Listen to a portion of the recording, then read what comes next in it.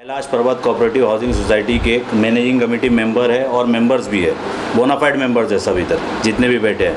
हमारी सोसाइटी है जो बनी हुई है 1965 की रजिस्टर्ड सोसाइटी है और हमारी जो पुरानी बिल्डिंग है 55 साल पुरानी है, 55 साल पुरानी बिल्डिंग है, डेवलप हो गया है। और आज हम जो कंडीशन में रहते हैं बारिश के सीज़न में 4 महीना बिल्डिंग में हम रह नहीं सकते। हाई टाइड भी होता है तो हमारी सोसाइटी में पानी भर जाता है, बारिश तो दूर की बात है, हाई टाइड भी होता है तो हमारी बिल्डिंग में पानी भर जाता है।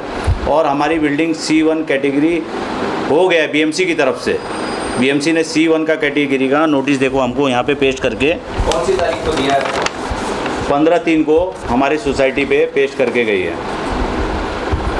क्या उनका क्या कहना है इसमें? इसका कहना ये है कि हमारा डेवलपर सिलेक्शन हो चुका है, आप बिल्डिंग खाली कर दीजिए और अपने आप को सेव कर लीजिए। और बिल्डिंग का सर्वे किया क्या उन्होंने, डेंजर इसको घोषित किया क्या? हाँ, स्ट्रक्चरल ऑडिट का हमको नोटिस दिया था सोसाइटी को, स्ट्रक्चरल ऑडिट का हमने पहले भी कराया था जो कि इनकम्प्लीट थी। इसके ऊपर लिखा हुआ है क्या क्या चीज़ इनकम्प्लीट थी,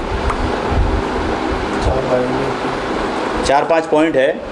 तो इस बार हम लोग ने दिसंबर 2022 में सोसाइटी ने पैनल से, रजिस्टर्ड पैनल से, BMC के पैनल से अपॉइंट किया स्ट्रक्चरल ऑडिटर को और उसने हमें रिपोर्ट दिया। हमने BMC में 19/12/2022 को सबमिट किया है BMC में, ये लेटर है डिस्पैच का। और एक और लेटर असिस्टेंट रजिस्ट्रार को भी दिया है, इन्फॉर्म किया है। असिस्टेंट रजिस्ट्रार को भी इन्फॉर्म किया, डिस्पैच किया हुआ है, उनको भी बताया है। उनका क्या रिप्लाई आया आपको? क्या उनके तरफ से कुछ भी आया नहीं है, कुछ भी डॉक्यूमेंट्स नहीं आया। यहाँ पर मेन समस्या क्या है? यहाँ पे हमारी फैमिली जो 133 मेंबर है, 125 लोग, 6-7 लोगों को छोड़ के सब सोसाइटी के साथ है। 6-7 लोगों की गुंडागर्दी की वजह से हमारा काम सब रुका हुआ है। ना पुलिस कुछ सुनती है, ना कि प्रशासन कुछ सुनता है। आप सबकी क्या मांग रहे हैं? हमारी ये मांग है कि डेवलपमेंट जल्द से जल्द हो। हमारा डेवलपर भी सिलेक्ट हो चुका है, बस यही मांग है हमारी। क्या आप लोग का डर अभी में जिले है कि क्या आपको लग रहा है कि बिल्डिंग गिर जाएगी, क्या लग रहा है? अभी देखिए रमज़ान भी है, बारिश भी है, हमको ये बारिश नहीं रहना है बिल्डिंग में। और अभी आप तो देखें फ़िलहाल कल ही की बात है, अर्थक्वेक आया, ज़लज़ला दिल्ली में। तो यहाँ हमारी बिल्डिंग की हालत तो इतनी ख़राब है, कुछ भी हुआ तो हम तो 125 फैमिली का सवाल है। और हम एज अ मैनेजिंग कमेटी हमने तो अपना काम कर दिया, कल को हमारे ऊपर बवाल नहीं है। हमने आगे फॉरवर्ड कर चुका है, असिस्टेंट रजिस्ट्रार को भी किया है, BMC को भी किया है। उनको जो करना है वो करे, हमारे ऊपर नहीं आना चाहिए कुछ भी। तो यहाँ पर क्या कोई लोग हैं जो इस चीज़ को अपोज कर रहे हैं कि सभी मेंबर राजी हैं? यहाँ के सारे मेंबर राजी है।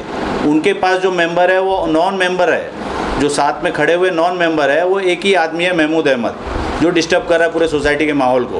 तो क्या वो उनके तरफ से क्या? उनके तरफ से तो ये है कि भाई देखो, वो 11 साल एक्स सेक्रेटरी रह चुके इलीगल। पहले वो ना 11 साल में कभी AGM लिया, ना 11 साल में कभी उन्होंने अकाउंट ऑडिट करवाया। उसके बाद उनको डिबार्ड किया गया 5 साल के लिए। और इलेक्शन हुआ लास्ट टाइम, पूरा का पूरा पैनल हमारा ही आया, उसमें भी पूरा का पैनल। और अब हम काम कर रहे हैं तो वो क्या चाहते हैं, वो अकेला आदमी जो बोलता है वो करे। सोसाइटी की इतनी बड़ी मेजॉरिटी है, मेजॉरिटी छोड़ के उसके अकेले की क्यों सरेगी कोई सोसाइटी? वो अपोज क्यों कर रहा है? क्या उसको कुछ मलाई चाहिए अलग से। 11 साल था सेक्रेटरी, 11 साल में उसने डेवलपमेंट का कुछ एक काम नहीं किया।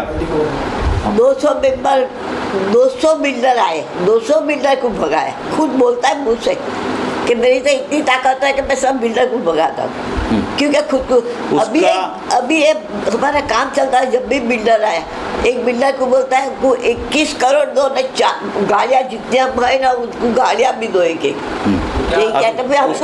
उसका क्या है, उस 30 सालों से सोसाइटी में केबल और इंटरनेट का उसका बिजनेस है, वो डिस्ट्रीब्यूटर है पूरे एरिया का। अब यहाँ डेवलपमेंट अगर हो जाएगा तो सिर्फ उसको अकेले फ़र्क पड़ेगा। उसके वजह से 132 मेंबर क्यों सफ़र करे, उस एक के वजह से। मैडम यहाँ पर बच्चे भी हैं तो क्या हाँ, यहाँ पर बहुत डर बच्चे है? हैं, बहुत डर की बात है क्योंकि हमारे पिलर्स वगैरह में भी दरार आ चुकी है।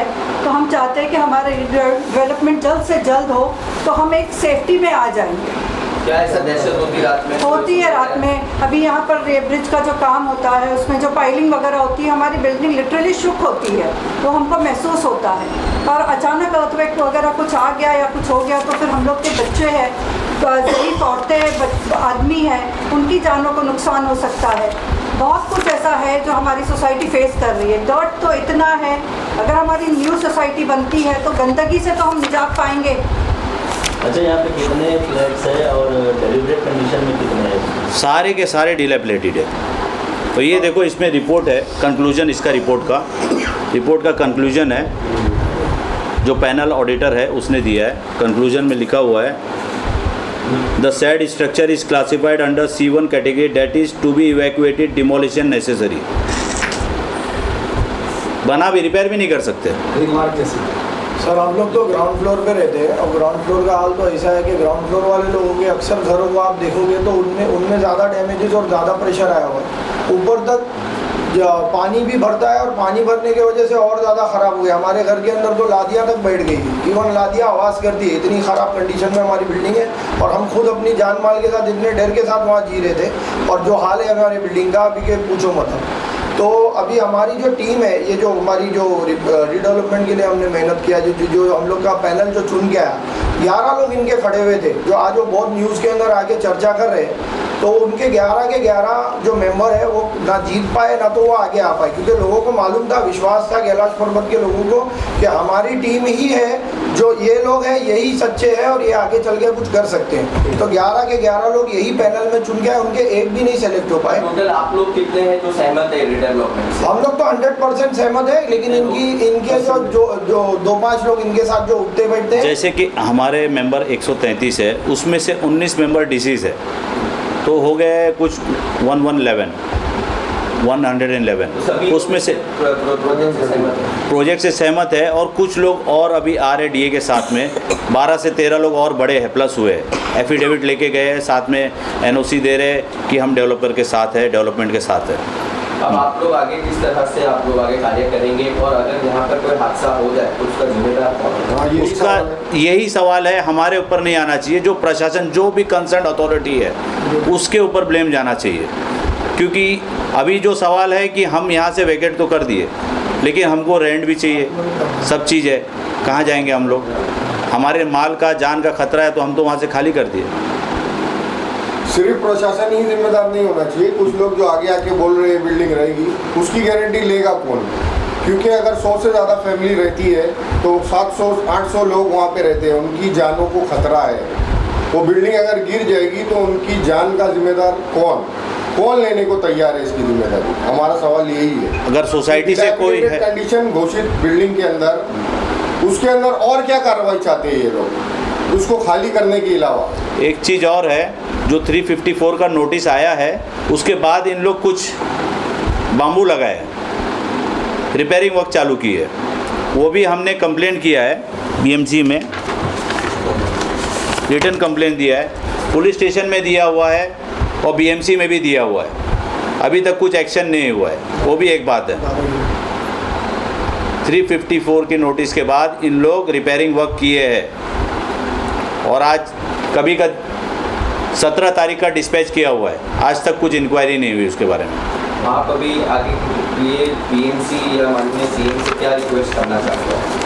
हम तो यही चाहते हैं, माननीय CM साहब से ये रिक्वेस्ट करते हैं कि हमारी सोसाइटी का जो डेवलपमेंट रुका हुआ है, जिस वजह से या जिस आदमी के वजह से या जिस अथॉरिटी की वजह से, उसको जल्द से जल्द रिलीज़ करें और हमारा काम शुरू हो। और जहाँ भी हमारा प्रोसीजर रुका हुआ है उसको आगे बढ़े बस। मैं बोनाफाइड मेंबर नहीं हूँ, मेरी माँ है और मैं भी डेवलप के साथ जाना चाहता हूँ। मैं डेवलप का काम हुए, एक्चुअली क्या है, क्या जो बिल्डिंग में हो रहा है, अपोजिशन जो भी है, मैं बोलता भाई सब मिलकर अगर कर ले गए तो ये डेवलप का काम बहुत आगे फास्ट काम होगा, उसमें कोई बांधा नहीं आएगी। मैं यही बोलना चाहता हूँ कि भाई मैं अभी बीच में कुछ थोड़ा मेरा इशू हो गया था सोसाइटी से, तो मेरे को मेरे को लगा कि भाई मेरे को कुछ चीज़ लगी, क्या मतलब वो चीज़ मेरे को मालूम होना चाहिए था, पर आप मुझे मालूम पड़ा तो मैं थोड़ा ये हुआ कि नहीं, ये चीज़ अभी हमारे पास आई है, जो नोटिस आई है, तो अभी हम बहुत बड़ी मुसीबत में आ गए। तो अभी हमको इससे निकलना है, तो एक ही रास्ता है कि भाई हम अब बिल्डर है, हमारे पास सेलेक्ट है, हमको डेवलप में जाना चाहिए। अब उसके पीछे नहीं कि हम उसके लड़े, फिर हम इतने लोग बेचारे 132-33 मेंबर है, सब अपने ही है, वो भी अपने ही है, ये भी अपने ही है। अब जाने का ये है कि भाई रीजन के अभी भाई सब मिलके करेंगे काम तो बहुत अच्छा होगा। अगर ये लड़ाई में ऐसा होगा कि कोई प्रोजेक्ट अटकता है तो उसमें सब बेचारे सब बहुत जन के इसमें नुकसान हो जाएगा। तो मैं ये चाहता हूँ कि भाई सब मिलके इस प्रोजेक्ट को आगे बढ़ाए और इंशाल्लाह ये काम अच्छे से अच्छा हो जाएगा। इंटरटेनमेंट टैक्स का नोटिस 2015 में लगा हुआ था, 2,17,00,000 का। उसको भी मैं चाहता हूँ कि भाई आप लोग हाईलाइट करिए। कुछ भी नहीं हो रहा है उसका, कुछ भी नहीं हो रहा है। तो क्या आपको लगता है कि ये भी एक विषय है कि उनको पैसा देना नहीं तो पड़ेगा? देखिए, वो एक आदमी के वजह से 132 सफ़र कर रहे हैं। हम नहीं चाहते कि ये सब उसके साथ होए, हम नहीं चाहते ये सब होए, लेकिन भाई वो 132 फैमिली को सता रहा है, जान के साथ जान माल सब उसके अपने अकेले मफाद के लिए, धंधे के लिए, खुद का धंधा, बिजनेस के लिए। केवल क्या आपको लगता है अगर रिडेवलपमेंट में जा रहा है तो फिर जिनके जो फंड्स बाकी है जी, तो उनको भी देना पड़ेगा पूरा क्लियर? ये महमूद अहमद भी 99 लाख का डिफ़ॉल्टर है, असिस्टेंट रजिस्ट्रार के यहाँ इसका चल रहा है 101 रिकवरी का, ये भी एक चल रहा है, ये भी एक मैटर। 2 ईयरिंग हो चुकी है, अभी 3rd ईयरिंग 10 तारीख को है अप्रैल में।